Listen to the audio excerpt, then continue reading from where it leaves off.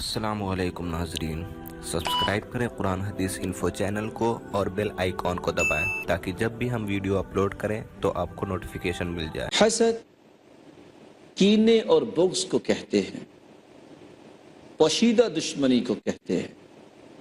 عربی زبان میں ایک لفظ بولا جاتا ہے حقد المطر، بارش کا پانی رک گیا۔ حقد المعدن، حسد اور حقد ایک ہی معنی میں ہے۔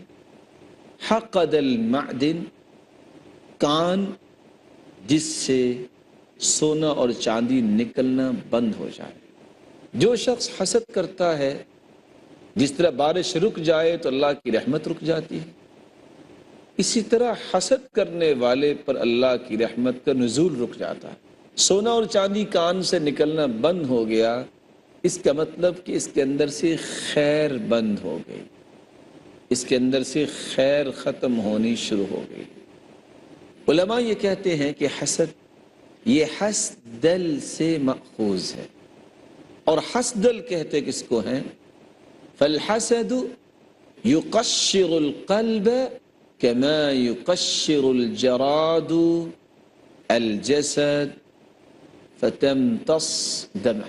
فالحسد یقشر الایمان، حسد ایمان کو اس طرح زخمی کر دیتا ہے، كما يقشر الجراد الجلد فتمتص دمه، جس طرح جانوروں کے اوپر کس طرح وہ اللہ کی مخلوق ایک کیڑا بیٹھتا ہے اور اس کے خون کو چوس لیتا ہے اور اس کے جسم کو کس طرح نکارہ بنانے کی کوشش کرتا ہے۔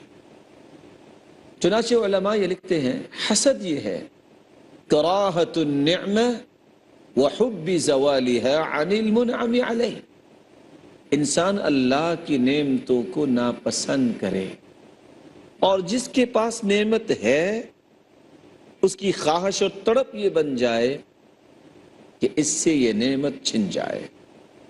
اور اسی طرح حسد کہتے ہیں تمنی زوال نعمت المحسود الی الحاسد، ایک انسان تمنا کرتا ہے کہ فلاں کے پاس جو نعمت ہے اس سے چھن جائے اور مجھے مل جائے۔ ابن منظور کہا کرتے تھے الحسد ان تتمنى زوال نعمت المحسود، کسی بھی صاحب نعمت کو دیکھ کے یہ تمنا کر لینا کہ اس سے یہ نعمت چھن جائے، یہ ایک حسد ہے، یہ کیفیت حسد کی کیفیت ہے۔ اس لیے علماء یہ لکھتے ہیں، ماوردی بیان کرتے ہیں کہ حسد انسان کرتا کیوں؟ حسد کی 3 وجوہات ہیں۔ انسان یا تو حسد اس لیے کرتا ہے بغض المحسود، جب انسان کو کسی سے بغض ہو، اس کے دل میں اس کی محبت نہ رہے تو پھر حسد پہ اتر آتا ہے۔ جب وہ دیکھتا ہے ان نعمتوں کو فیأس علیہ، افسوس کرتا ہے، بفضیلۃ تظہر او منقبۃ تشکر، کوئی بھی اس کا انعام دیکھے، کوئی بھی فضیلت دیکھے تو اس پہ وہ جل اٹھتا ہے۔ فیصیر حاسدا قد خامر بغضا، تو جو اس کی اندرونی کیفیت ہوتی ہے، جو اس کے دل میں بغض ہوتا ہے، وہ حقیقت میں حسد کے راستے سے پھر نکلتا ہے۔ یا انسان اس لیے حسد کرتا ہے کہ ایک کام خود تو کر نہیں سکتا، عاجز ہے۔ اللہ نے اگر کسی کو صلاحیت دے دی، کچھ لوگ گاڈ گفٹڈ ہوتے ہیں اور اللہ رب العزت کی طرف سے موفق ہوتے ہیں، توفیق دیے گئے ہوتے ہیں، بہت سارے کام اللہ رب العزت ان سے لے لیتا ہے، تو اس عاجزی کو پھر وہ حسد کا رنگ دے دیتا ہے۔ اس طرح کر تو سکتا ہی نہیں، لیکن حسد کرتا ہے کہ یہ کیوں کر رہا ہے، اس کو بھی نہیں کرنا چاہیے۔